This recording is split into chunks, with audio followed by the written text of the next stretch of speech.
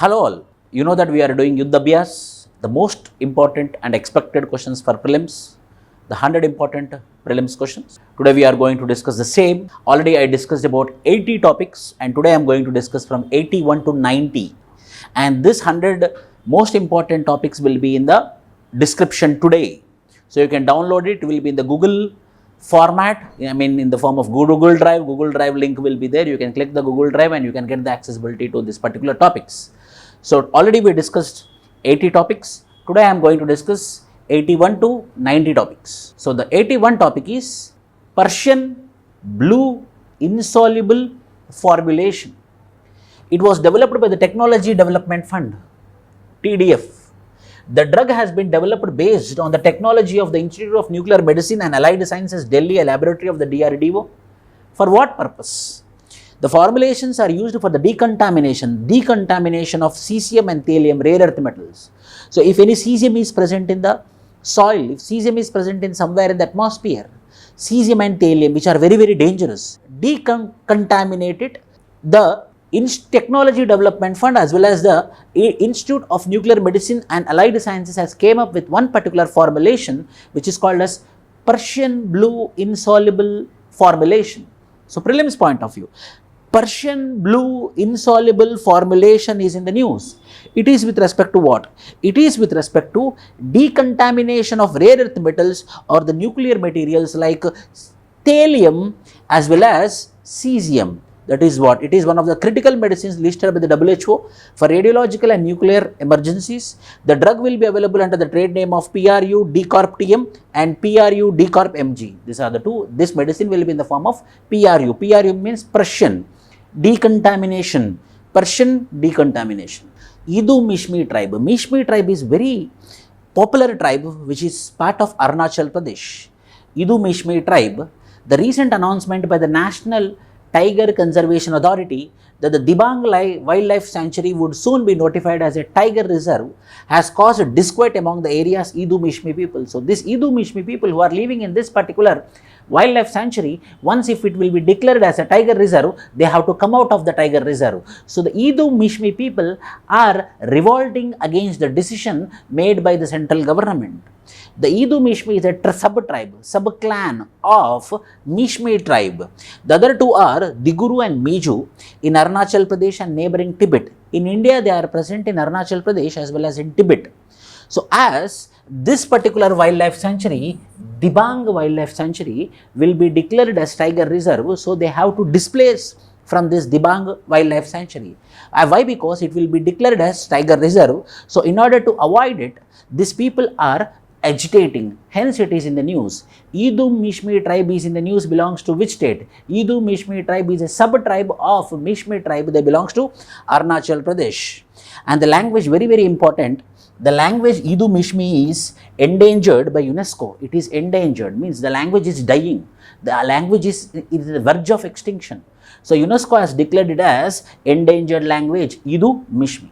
Third, Quasars. What is Quasars? Simple. In the black hole, you know black hole, in the universe there will be a black hole which will be having huge gravity. Whatever come in its directions, it will grab into it and it will go into the zero, infinite. It will collapse, it will disappear. That is called as black hole with huge gravity. So around the black hole, there is a ray of light. That ray of light which is surrounding the black hole is called as quasars. The ray of light which is surrounding the black hole is called as quasars. Quasars are very luminous objects which give light around black holes in faraway galaxies that emit jets at radio frequencies. Quasars are only found in galaxies that have supermassive black holes which power these bright disks. So a disk shape will be surrounding across, if this is a black hole, a luminous a light will be emitting around this black hole. This particular light which is surrounding around the black hole is called as quasars. Astronomy, general science question it is. Quasars. Most active galaxies have supermassive black holes at the center which sucks in surrounding objects. Whatever will be there, the black hole will be sucking into it. It will be having high gravity. So whatever comes around it, it will suck into it. So a light is surrounding it, that particular light, that particular luminous luminous thing is called as Quasars. Ganga, Gir female calf. Gir female calf. Ganga. What is this?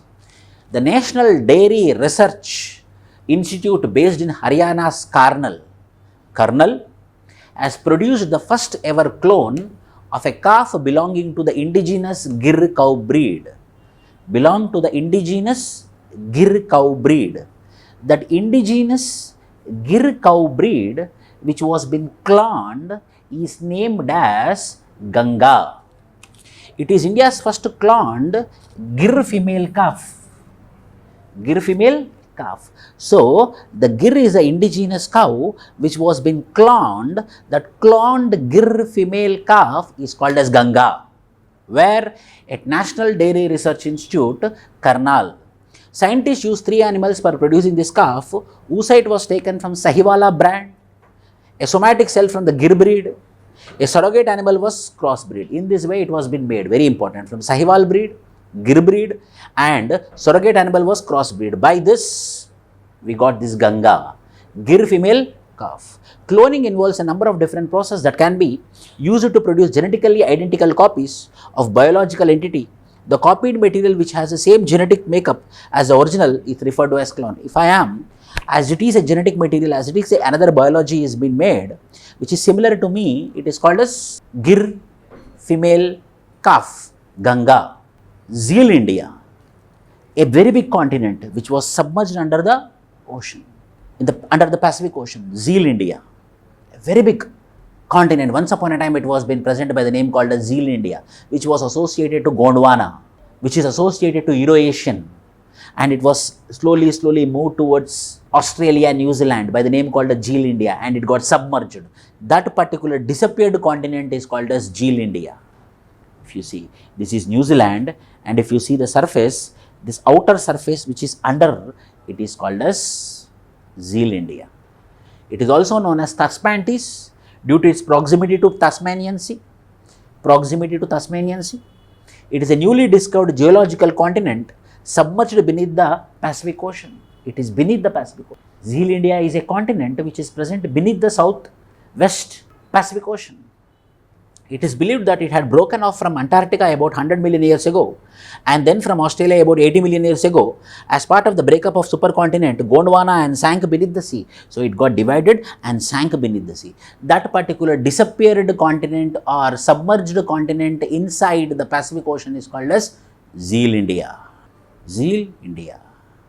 Massive, mostly submerged continent beneath the Pacific Ocean is called as Zealandia. Kuno National Park, we know that cheetah was being relocated into this Kuno National Park of Madhya Pradesh. Cheetah was being relocated into this Kuno National Park of Madhya Pradesh. 8 cheetahs arrived from Namibia and were released into Kuno National Park on 17th September 2022. By Kuno National Park lies in Shiopur district of Madhya Pradesh in central India near the Vindhyan Hills. Named after the Kuno river, one of the main tributaries of Chambal river. Remember this, Kuno means tributary of Chambal river that cuts across it. Kuno is primarily a grassland region. Project Cheetah, which is world's first intercontinental large wild carnivorous translocation project.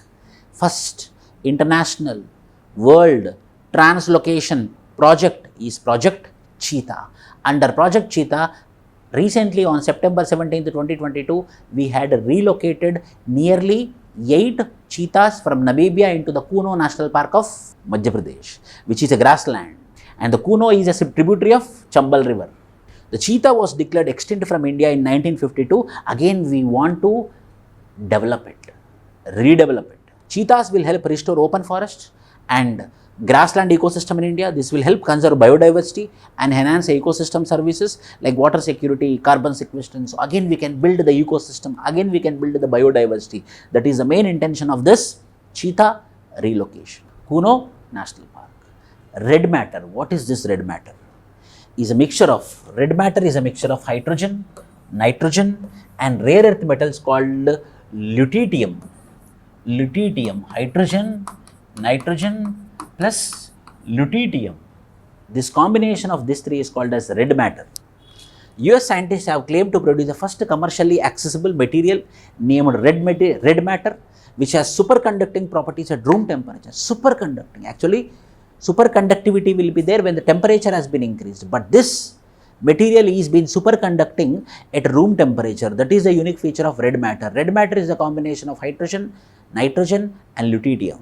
Superconductors are materials that do not resist the flow of current or have zero resistance below a fixed temperature, which is critical. That is called as red matter. There is one more thing which I want to tell you, muon, which is a subatomic particle which was been discovered very recently. Electron, proton, neutron, now muon. Muon is called as fat electron. The electron which is having its mass number more, hence it is called as fat electron. Muon, the conductivity is very high. Fourth subatomic particle which was been recently discovered. Red matter, hydrogen, nitrogen, lutetium. Keeladi excavations.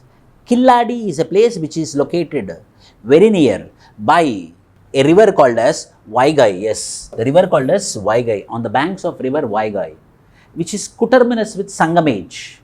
These Keeladi excavations are coterminous with Sangamage that was been excavated on the banks of river Vaigai. Keeladi excavation, Sangam period settlement that is being excavated by the Archaeological Survey of India and the Tamil Nadu Archaeological Department. The settlement lies on the banks of Vaigai river. This site is estimated to be from the period between the 5th century BC and the 3rd century AD. In this particular site was been located. Keeladi excavation on the banks of Vaigai related to Sangam age, Tamil Nadu, recently excavated from 5th century BC to 3rd century AD. Millet International Initiative for Research and Awareness, very important. MIRA, Millet International Initiative for Research and in order to develop more millet, so that our dependence on wheat and rice should come down and we have to depend upon millet. Why? Because millet is nutritious, rich food. MIRA will be aimed at coordinating millet research programs. So this MIRA will be coordinating, it is an initiative for the sake of coordinating all the countries for the sake of millet research. It is in line with UN declaring 2023 as International Year of Millets. The proposal for which was moved by India and supported by 72 countries. For MIRA to take off, India will contribute the seed money, while each G20 country will later have to contribute its budget in the form of a membership fee. The MIRA secretary will be in Delhi. MIRA, Millet International Initiative for Research and Awareness. That is MIRA, India's idea. 72 countries. By membership fees, they will be contributing for this research awareness, mainly with respect to millet. MIRA is in the news with respect to millet research and awareness. And today's last topic is Assamese Gamosa. Gamosa, it's like a rumal, it is like a kerchief, it is like a kanduva. It is a pride of Assamese people. Whenever they go for any function or anything, they will wear the gamosa and they will go. When the people want to facilitate, they will facilitate with gamosa. Why? Because the gamosa is the pride of Assamese. This gamosa. Assamese Gamosa is one of the most recognizable cultural symbol of Assam. We can identify if any person is coming with gamosa, yes, this person is from Assam. It's a symbolic representation of Assamese people. It is a symbolic representation of culture of Assam. It is a white rectangular piece of cloth with embroidery red borders. These are made of cotton, few utilized in special occasions are made from silk too. Assamese Gamosa received a geographical indication in the year 2020. Assamese Gamosa.